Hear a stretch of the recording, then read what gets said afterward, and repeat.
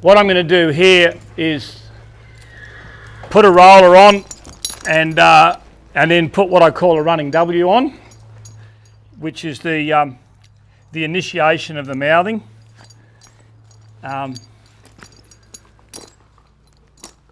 You don't just long rein a horse that hasn't been taught how to have a bit of pressure put on its mouth.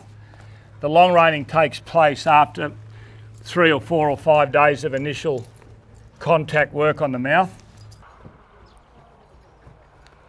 We use what we call a bar bit on their mouth when mouthing them, and that's because of the we don't want the ring bit pulling through their mouth for one reason or another.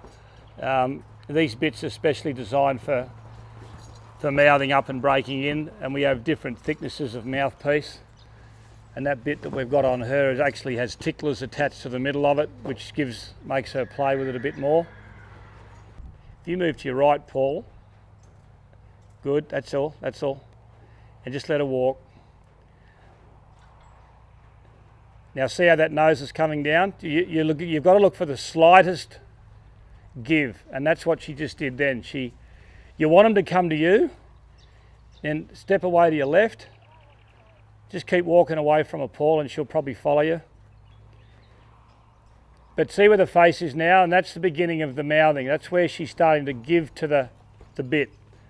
But you can see now with the long reining that Paul's doing here that this filly is really putting her face in a lovely position.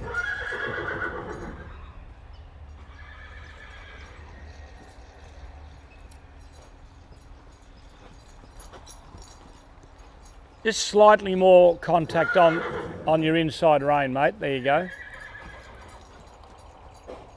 Head's at a good position. That's the way you want them to carry themselves when they've got a rider on. Just in that comfortable. You don't want them overbent, and you don't want them running around with their nose stuck out straight ahead. So, Ontrack thoroughbreds are buying a type. They're looking at pedigree, but they're buying type. And that's always important. First impressions make a big difference. You don't want to buy something you don't like the look of.